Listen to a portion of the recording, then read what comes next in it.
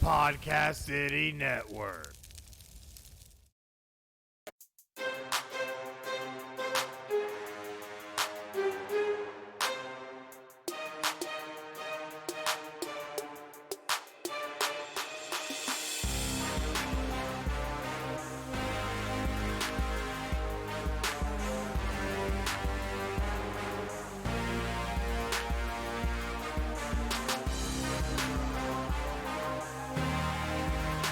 This is Final Score, your number one podcast for sports news.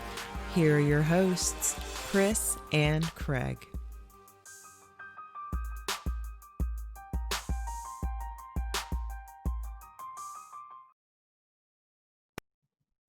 Hey everybody, it's Craig with Final Score, and yet again we're bringing on some great interview guests.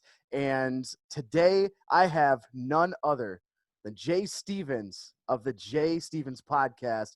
Jay, how you doing, man? Good, man. Very good. Glad we could put this thing together, and happy to be here with you today. Yeah, I know.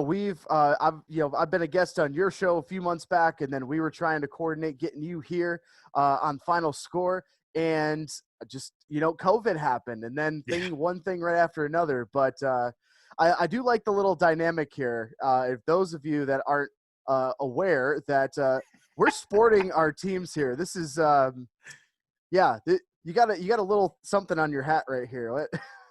I haven't worn this hat. It's probably been a year and a half. I have so many different hats that I wear. Right. Then I brought this one out just for you. Yep, I figured that's a special occasion, so I appreciate the fact that you dressed up for it. That's exactly, awesome. Exactly. But yeah, we got a lot of things to go over today. And I guess the first thing, I just want to congratulate you because recently, within the last week or so, you hit 5,000 all-time downloads. Yes, sir. That's amazing. I mean, we just hit 2, but the way, I can't even think how to say this, like the way that you've been growing over the last even few months has been really something special. I really appreciate that. And yeah, 5,000 downloads. I think it was Tuesday I announced it, Tuesday or Wednesday, I forget. But it's been a journey. It's been a fun journey. Started the podcast May 12th of 2019. Remember that day so very well because it was Mother's Day of that year. And then in the early stages, you're like, oh, I don't know what I'm doing. I'm nervous. I don't know how to formulate a show. I don't know how to get my pace down and figure out who I am as a broadcaster, as a podcaster. Then lo and behold, things kept growing, and then you're ever evolving. But then as you're evolving, you're noticing people are kind of liking what you're doing. And so you just keep going, you keep pushing. And yeah, 5,000, man. I'm excited, really excited. Not sure when we're going to hit 10,000, but I hope it's sooner rather than later. Yeah, absolutely. I mean, at this rate, you'll hit 10,000 within, really soon. I mean, just the amount of stuff. And one thing that I noticed right away when listening to your episodes is you have such a presence about you when you're on your podcast. And it's the first time I heard it, I had to go to co-host Chris. I was like, this dude just started a podcast. I was like, but we got to get him on. Like, this guy has, like, you can just hear it. Like, it sounded like you have been doing podcasting or radio broadcasting for quite a while. Like, it's just the way that you went through and you had your pacing and just the way that you were able to draw that audience in. It's been awesome to listen to. I really appreciate that. And I had someone recently that runs a network for Ohio State of Ohio sports, and different teams there. And he kind of said the same thing. He's like, he listened to me in the fall from what he said then to me recently, and he could just tell the pacing and just the maturity. And people are thinking, like, kind of like you, like, how long have you been doing this? Not that long at all.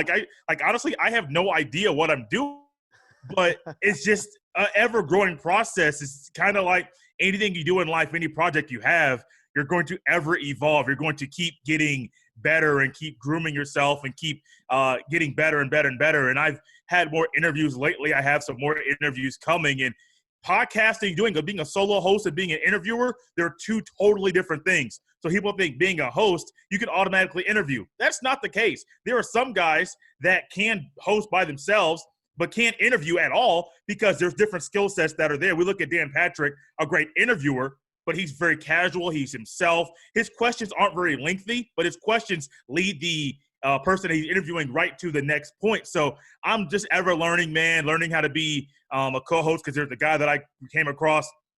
Me and him kind of have a co-host style when he comes on, not an interview style. So ever evolving, and man, just it seems like the sky's the limit. I'm excited. Yeah, listening to Dan Patrick, that's a really good person to just kind of emulate and listen to, and he's always been one of my favorites also. And on top of 5,000 downloads, you just surpassed 100 episodes. You're at 104 last time I checked. That's awesome. Well, yeah, thanks, man. Thanks. Like I said, things are just going to keep going. I did start something kind of like the Be the Change series with all of what's going on with racial issues and racial tension and things like that. So that's going to be kind of a third episode a week. But then this upcoming week, I have 3 episodes doing a couple interviews with things that are going on in sports, one with baseball, one with a beat writer for Clemson football. So I'm trying to just expand and trying to get more deep into sports, more beat writers, more guys that are writers, maybe some announcers, some play-by-play men. I'll have a big guest coming up. I can't really announce it just yet, but coming up, it should be an interview.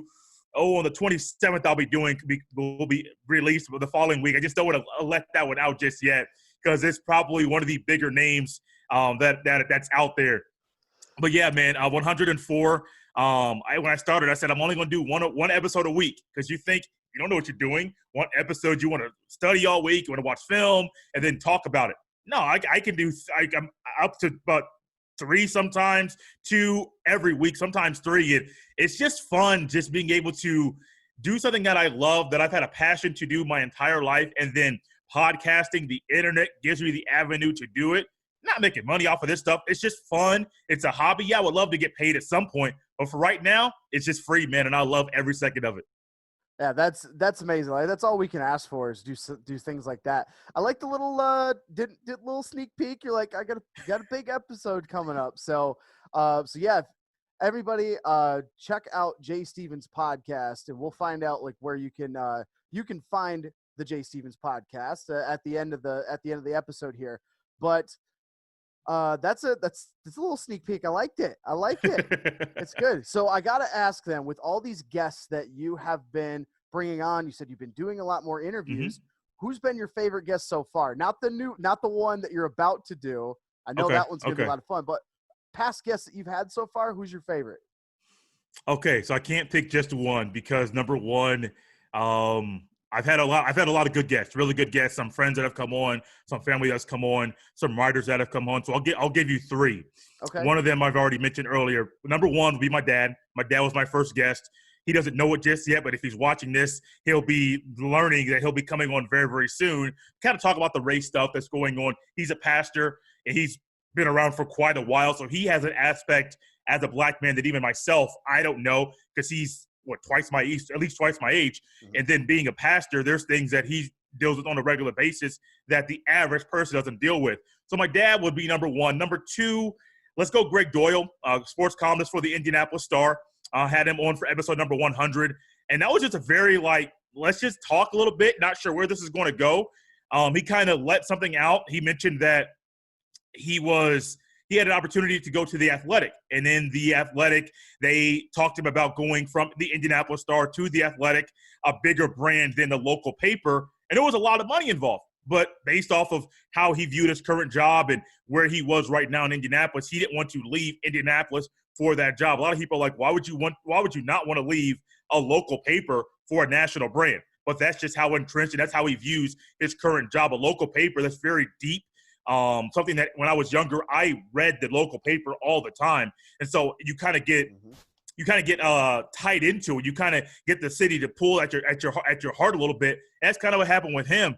So my dad, Greg Doyle, and then number 3, I kind of mentioned it, a guy named Cody Gwynn. You may have never heard of him. He lives in Greenville, Tennessee. He hosts a morning news talk radio show, and then does some play-by-play broadcasting there for high schools there in the local area. And he emailed me back in the fall and was like, hey, man, I like your style. I like your flow. Remember, this is back when I had just started, so I have no idea what I'm doing. And so he's like, yeah, man, I'd love to do something with you sometime. All right, cool, man. And then the first time I had him on, I was like, hey, me and this guy, it's kind of like you and Chris. the chemistry that we have, you can't teach it. It's just natural. So the natural conversation code style me and Cody have, he just came on for his third time, episode 104 that you mentioned. He was on again reviewing Long Gone Summer. I always say the summer of '98, the home run race between Sammy Sosa and Mark McGwire. But yeah, those would be the three. Me and Cody is something that I love. And then, of course, Greg Doyle, I admired his work for quite a while. And then my dad, like, you can't right. you can't have a conversation like this without having your dad in it, because he may kick you out the family. Right. Yeah, that's awesome. That's I know, hearing some of the stories of just the guests that you have on is always so intriguing to listen to their stories and everything that's going on. Like you mentioned with the Indianapolis Star, and he could have gone to the Athletic and then decided, this is my home. That's awesome to hear some of those interview guests. I always like to find out the favorites, because you like them all, but you always have one or two that you're like, those are definitely the best. Yeah. And you said it well. Like the guy that I'm hoping to get, but pretty close to being done. I just don't want to announce it just yet. As soon as I say his name, and Craig, as soon as you see it on Twitter, once that episode drops, like, oh, that's who he's talking about. Yeah. Just one of those things that I don't want to release it just yet, because you never know. Like, scheduling could, just like you and I, scheduling could conflict, and one day maybe open, and then something may happen to where it's not open. So I'm waiting for that confirmation before I announce it that he'll be on the podcast very soon. That's awesome. Well, speaking of these kinds of things, let's dive into some of the topics we're going to talk about. The first one I guess has to do NFL and how COVID-19 is affecting the whole thing. Like, we've had players that are coming out that have been tested positive now. Dr. Fauci is saying that unless they live in a bubble like the NBA is trying to do, then we can't have any football. I guess, what's your take on how the NFL should handle this moving forward? And do you think we're still going to have a season? So I was actually on a podcast last night. They kind of asked a similar question, I guess, on a podcast last night. And one thing that I mentioned is, no matter what your view towards COVID-19, you can't deny that it's a real thing. Like, if you're a person out there that says, oh, it's not real, okay, there's a death rate. There's people that have been testing positive. No matter how you view it, those are legit numbers, and people are literally losing their lives due to this virus. But one thing I pointed out to them was, this is what it's right now. Today's June 20th. The football doesn't start until, I think, Labor Day weekend. So it could be like the perfect storm. There's a really good chance that maybe July 4th, maybe the middle of July, maybe the end of August, that COVID-19 has maybe ran its course through the country. And so football may have to tighten its kind of parameters and put more precautionary measures in place to kind of protect the players, because I know they want to protect the players.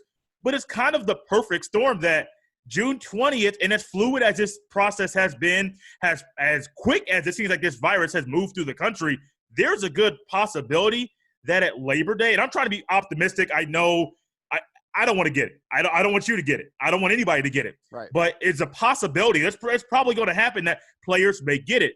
But with it being June 20th, with Labor Day being so far, there's being so much time to go between now and then, there's a good chance, and I'm just hoping, you may be hoping the same thing, that the virus just ran its course through the country, through the players. I'm not going to say players won't get it, because it's going to happen. It's just based off the track record of this wicked thing. Yeah. But man, you couldn't ask for a better time period. June 20th, doctors are working around the clock to figure out what's going on. There's a good chance that, say, by the middle to the end of August, this thing is ran its course and football can start on time. They may say half capacity at the beginning with fans spread out, and then by week 3, week 4, week 5, they can say, hey, let's open this thing up. We know you want to be here. We want you to be here. Let's go. Yeah, the NFL owners were talking about how if they're not allowed to have fans, they're losing upwards of $6 billion just in revenue. Yeah. And you got to imagine how would that affect players' salaries going into the next year? I know the NBA is really dealing with that. MLB, which I'll talk about in a second, they've been dealing with that. So I just don't know if I don't know if they'll be able to really hone in and try to do a limited capacity. They would have to do like an every other seat kind of thing, But yeah, I'm really curious to see how that is going to affect football. Like college football is another one, and we don't really know how that's going to go. They've already pushed back some of the opening games. The Texas kickoff got pushed back by a day so far, but Okay. But college football, yeah, they're talking about they're kind of opening campuses back up. And I guess, are any of the campuses around you opening up yet, or are they still kind of locked down?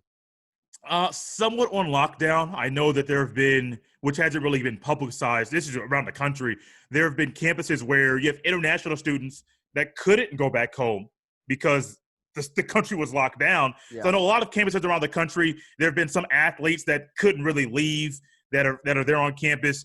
I think Indiana University and Purdue University, the two main ones, Notre Dame, I think what they're doing is they're kind of modifying their fall semester.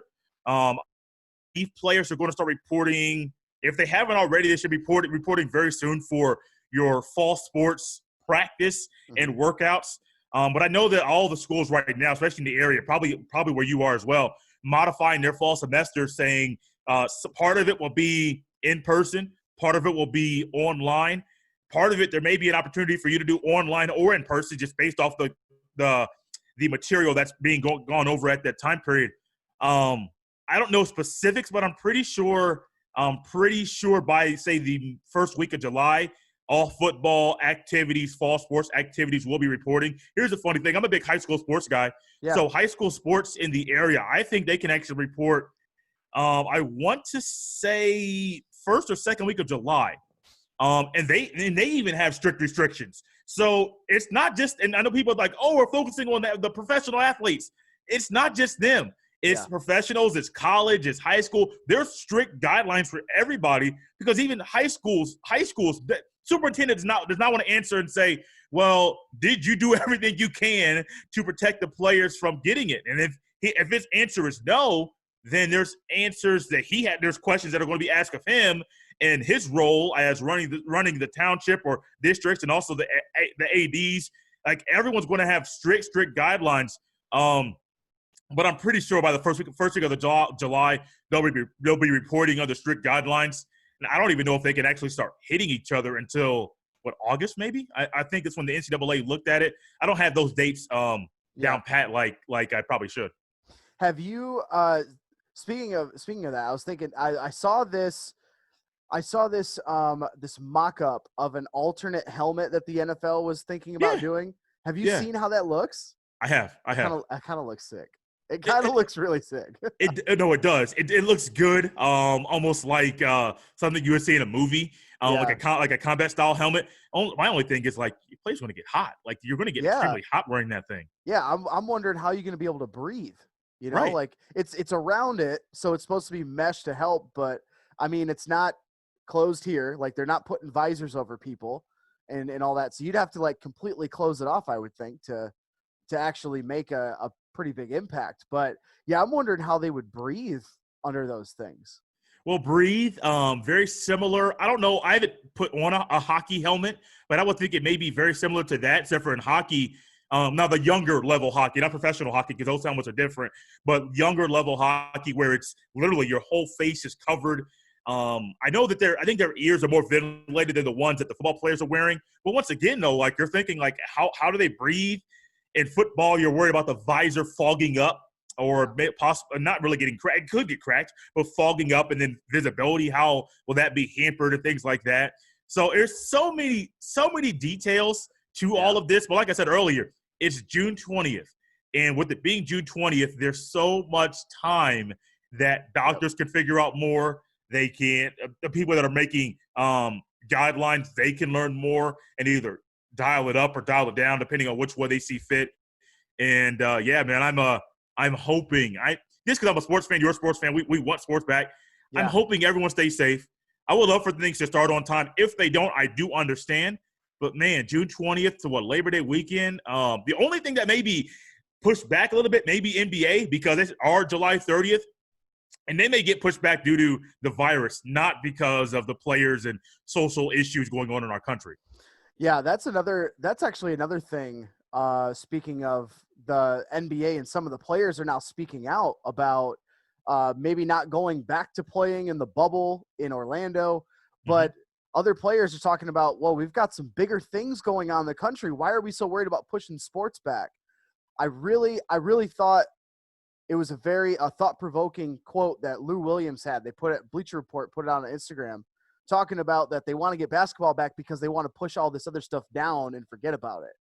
And it makes you think, like, are some of the sports trying to do it obviously there's a lot of money involved, and I know they want to bring it back, but I'm of the thought that I think that both baseball and basketball, just wait until next year. You're going to have to cancel the season, but there's too much money involved. Do you think we still have NBA? I know they're still working out details, but do you think they're still going to have NBA season or Oh MLB yeah. season? I was hoping you didn't go to MLB. NBA, yes, because I think they'll give the players an option. If you don't want to come, don't. Like, you have a justifiable reason, Yep. either COVID or, well, basically saying you either COVID or social issues, or you don't want to be away from your family. Now, the family thing, they may put restrictions on that, but I do understand that. Like, I wouldn't want to be away from my wife and kids for 3.5 months if I go from beginning to end. Like, Yeah. I don't want to be that guy. I want to see if I have kids, I want to see them go to school on the first day of school. How that's been like a holiday for a lot of parents. So there's all those things that go into it. I think we'll have an NBA season. Because like I said, like Adam Silver and the owners were like, hey, if you don't want to come, don't. You just won't get paid. And okay, so it's kind of like a regular job. If your boss gives you an out and says, if you don't come to work for a reason that I find justifiable, okay, cool. You just won't get paid. Mhm. And so I think it's gonna be the same way for the NBA. Major League Baseball, however, I don't understand their thought process. You can call them either the owners or players entitled. You could call them selfish. You can call them being out of tune with what's going on with the regular everyday person. You can say whatever words you want to describe those two parties as far as how they've gone into negotiations. I've even heard that the whole 60-game proposal to 70-game proposal that the owners may lose $250 million. I'm like, okay, cool. Losing that money that you haven't gotten yet, okay, great. I get it. But at the same time, you guys have people that rely on paychecks with your sport. And that's been my main thing the whole time. Like, if there was no, like, videographer, photographer, freelance people that literally only work in sports, I would say, hey, I get it. Sports is entertainment for us, is what our podcast is all about. But we can survive. If we want to talk about something, we can find something else to talk about. But there's jobs, not the millionaire, but those guys that are making $50,000, $60,000, $70,000 a year that rely on sports to make their paycheck, to pay their bills. That's been my biggest thing. You got to get sports back for those people. Because eventually those people, let's say baseball doesn't come back until the spring. Let's say NBA doesn't come back until December. Yes, those people will get some type of income to get something, but you don't know. NBA can say, no, we're not going to come back in December. We're going to come back, the 2021-2022 season. Those people are out of jobs. And it's not the big people I'm worried about. It's those little men that I think are the main reason why sports need to come back.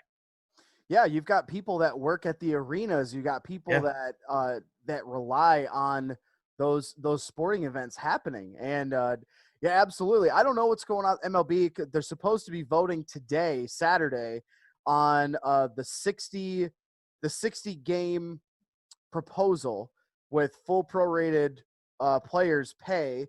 But the owners have said they're not going to approve more than 60 games. And they're not going to make a counter offer, but we've heard that last week. So I've always been on the train like that. For whatever reason, Rob Manfred is a guy. He's up there with like Gary Bettman as one of the worst commissioners in North American sports. But he's just so clueless of what's going on, and they're airing each other's dirty laundry on national television. Mm-hmm. Manfred, during the MLB draft, is like, I absolutely believe that we're going to play this year. And then literally a couple days later, he walks it back in an interview in a press conference. Well, I don't think we're going to play anymore. It's like, get your stuff together, man. Like, It's not, but as you mentioned, like, it's not the fact that the owners, yes, they're going to lose money. And I know they don't want to, they're going to talk about how they can't operate without having people in the stadium. And the players are complaining because they want their full rated. Like, we get it. I understand it. You got to get your money while you can on all sides. But it's the people at the bottom and in the middle that you mentioned that are going to get hurt. The people working in the front office. I've been in sports front offices for a few years. And like, that's, you know, you rely on that kind of stuff. You rely on the people coming in. You rely on the people at the stadium every day. Yeah, you do. You and they're do. losing sight of that.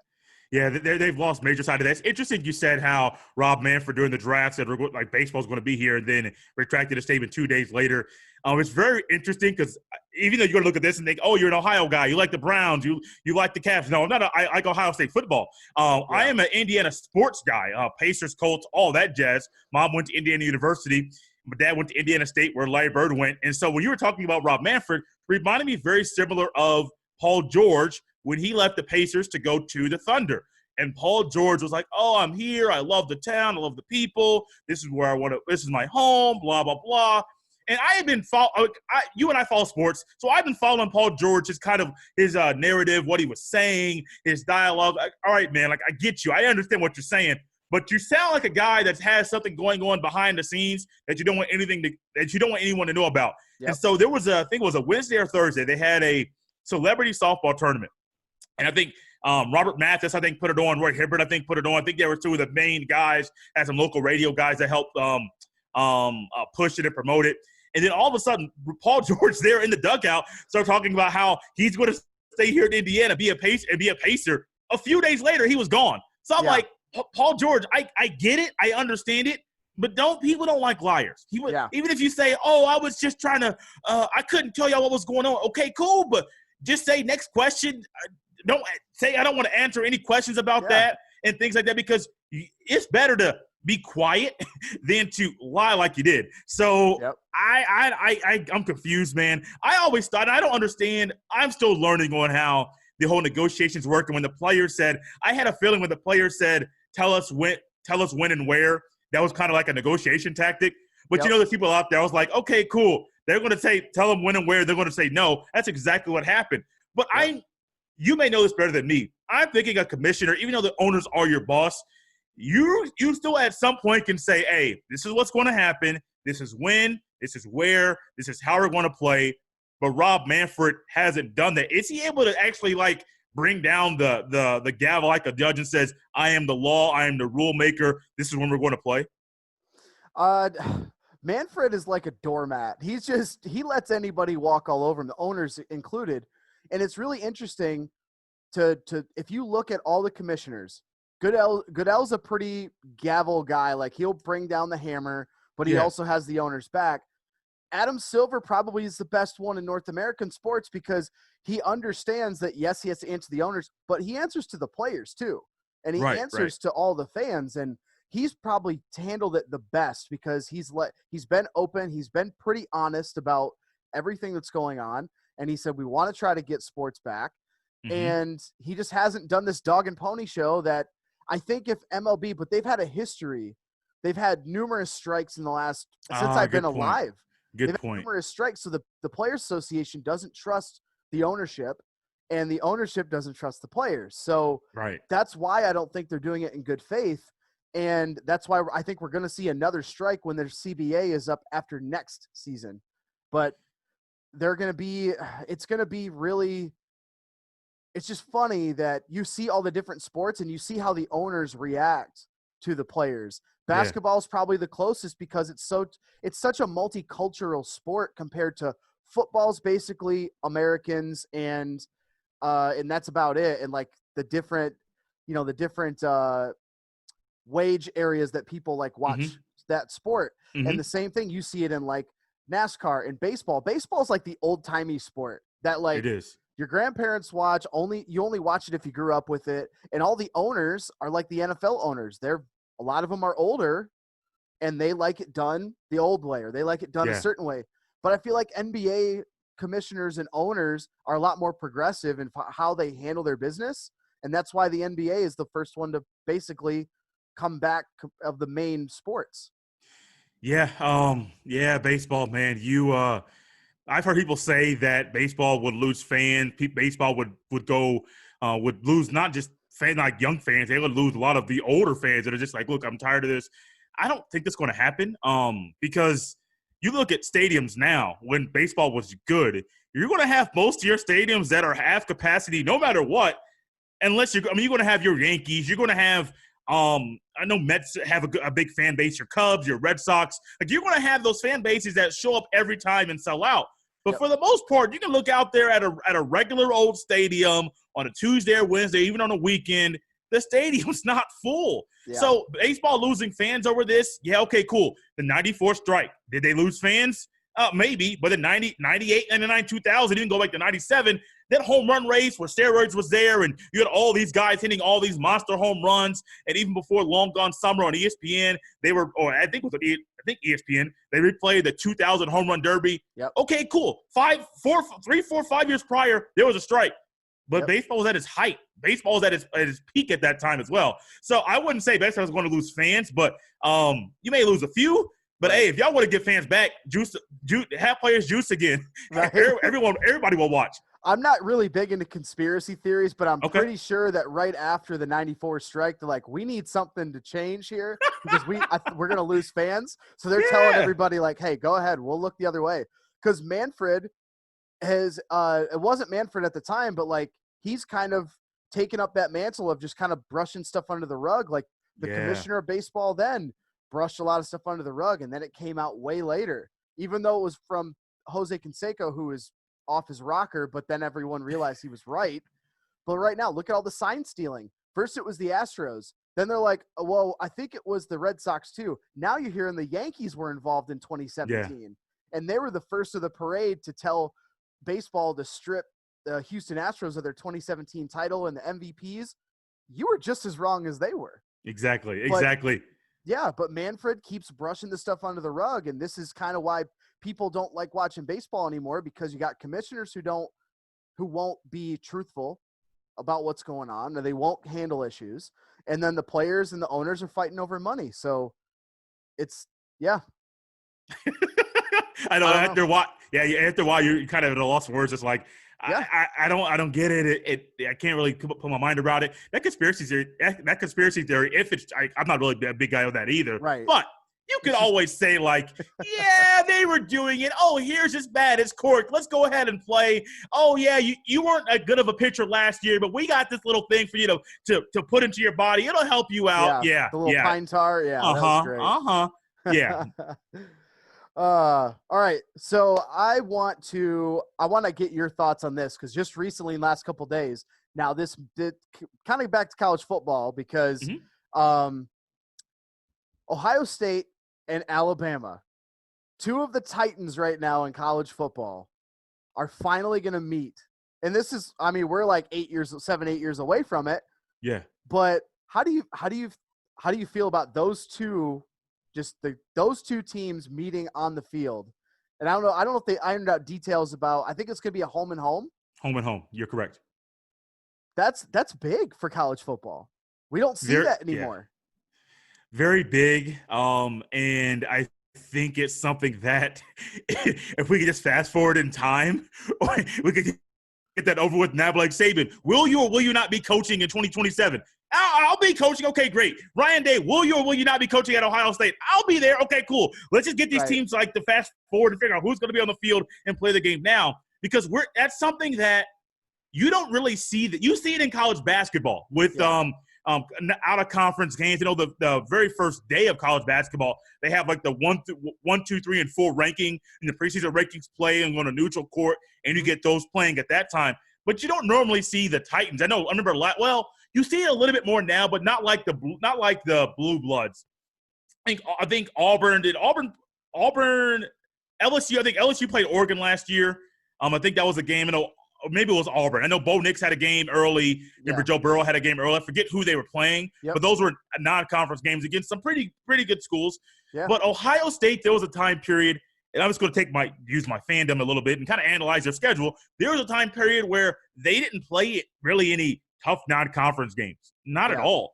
And they got criticized for it. I mean, you're playing what, Kent State, Youngstown State. You're playing guys that you shouldn't really be playing. Now, granted, for their athletic department, for their athletic programs, they have to have those games because you're going there, and that's a check you're providing to them that will help fund their athletic department. So I get it. But Ohio State really got criticized, and then I believe the schedule makers started to realize we can't keep doing this, because if we want to not just get in the BCS at that time, but also get into the college football playoff Final Four, we have to start tightening up our schedule and playing tougher out-of-conference games. So I know Ohio State is playing Texas. I know one year they're playing Texas and Washington. I think 2023, maybe my year may be off, but they're playing both of those schools in the same year. You're saying Washington is not good. They're in the Rose Bowl quite a bit right now, guys. They're in the top of the Pac-12 quite a bit. So there's so many schools that are there, but you're getting Alabama and Ohio State, and you're wondering how hard was it to get Ryan Day and Nick Saban on board for this? Right. Because Saban doesn't normally do this. Nope. He gets criticized for playing actually almost every SEC school does it. I think everyone plays the FCS school right before their biggest rival game at the end of the season. And so Saban's like, I don't know, but Saban wants revenge from a few years ago, the first year of the College Football Playoff National Championship, the semifinal when Ohio State beat them. Yep.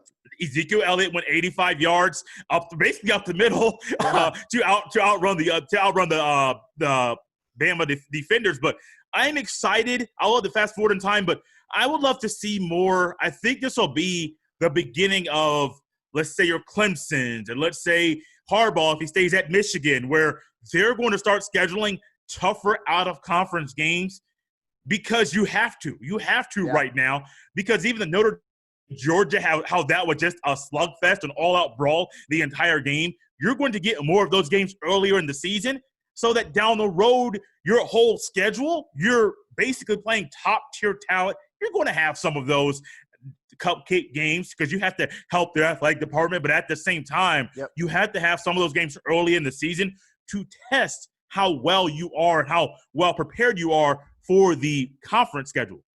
Yeah, I love the fact that they're starting to do this now, because you look at the only thing I never really liked about college football, but I understand why they do it, is you plan 8, 9, 10 years out, because your schedule is chocked full before that. Like, that's the first open date.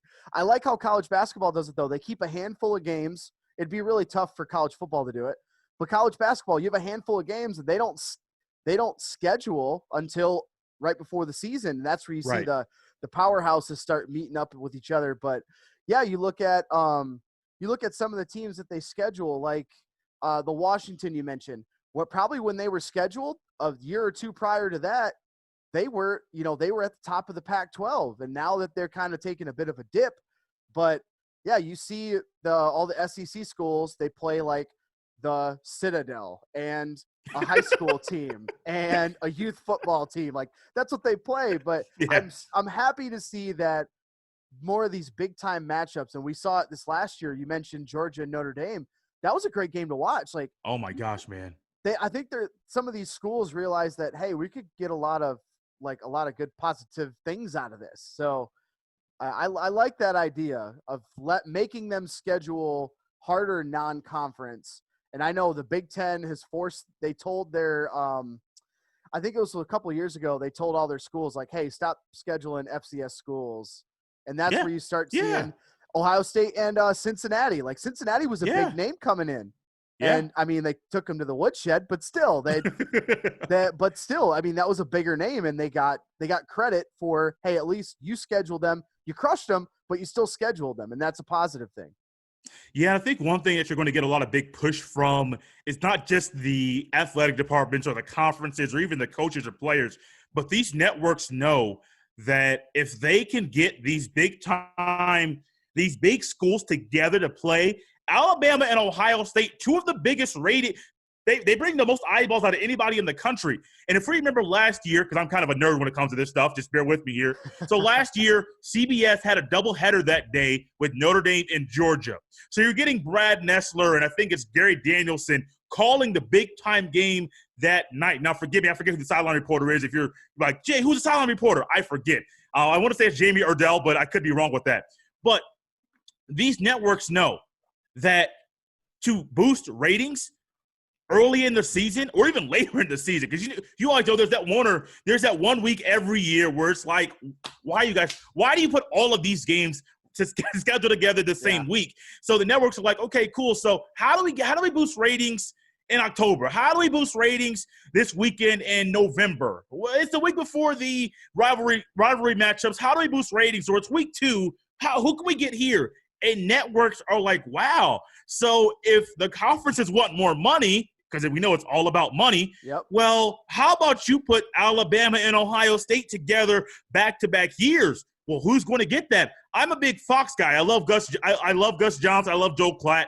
I love them together. I think they're a great duo. But I don't think that they can get back-to-back years because the CBS has the SEC.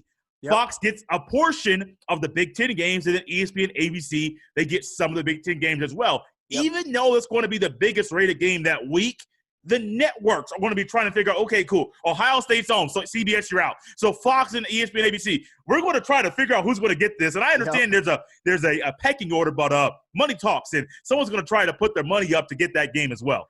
Yeah, I'm going to be really intrigued to see what networks get those games. Obviously, SEC, the home game for Bama, that's going to be the CBS network. Yeah. Obviously, there's really no other way around that. But, yeah, I'm really going to be interested to see what networks pony up the most to get that game. Yeah, man. I'm excited for it. I'm the guy that every week I have an Ohio State fan that texts me and says, who's calling our game? So I'm the guy that kind of knows ahead of time. I like to look to see what voices are calling what games. I want to know, big-time game, bad voice. I may not put that much attention towards that game. But, yeah, I'm with you, man. Down the road, sure, hope Joe Klatt and Gus are together still at that time period, because those two, they're fun to watch. And when they get Ohio State or Michigan, it seems like Gus has the time of his life. Yeah, he does. But, hey, maybe in 2027, 2028, we might hear, I don't know, Jay Stevens calling the game. I'm just saying. We might hear a Jay Stevens calling the game. I mean, I wouldn't mind that. Yeah, I mean, that'd be I would definitely tune in for that. But, all right, to wrap things up for today, we got a nice little chat here. This has been great. Really enjoyed having you on, man. And let's let the audience know where they can find the Jay Stevens podcast. So the podcast, it's on all listening platforms, Apple Podcasts, Google Podcasts, Spotify, Stitcher, iHeartRadio, wherever you get your podcast, you can find us there. You can follow me on Twitter at jstevens07. Same on Instagram. There's a podcast Instagram page as well, Jay Stevens Podcast. Go there. Facebook, just like you guys have a Facebook page, the Jay Stevens Podcast. I'm getting better at posting on there. But yeah, man, this has been fun, Craig. I've been looking forward to this for quite a long time. I'm glad we got to finally sit down together and chat it up a little bit. Glad we're both wearing the hats that combat each other, so we all know when the game plays. I'm going for one school, you're playing for the other. You're going for the other school, and just enjoying it. But be on the lookout, like I mentioned earlier. I'm working on a big guest. I've had some big ones in the past. Working on some bigger ones in the future. There should be a big guest that when you see his name, you're like, oh, that's who Jay was talking about. Yeah, I'm looking forward to that. So check out Jay Stevens Podcast. You can find it on all social media accounts and on any place that you find or listen to podcasts at Jay Stevens Podcast. And I'm excited the fact that we got a chance to do this, and I'm really happy to have you on, Jay. Looking forward to having you on again in the near future, especially once sports comes back, college sports comes back. It's gonna be fun. I'm looking forward to it, man. Thank you so much for joining, and you can find this entire interview here on YouTube as well as all of our social media outlets at PCN Final Score. Thanks again, Jay. Really appreciate having on, man, and we'll see you soon.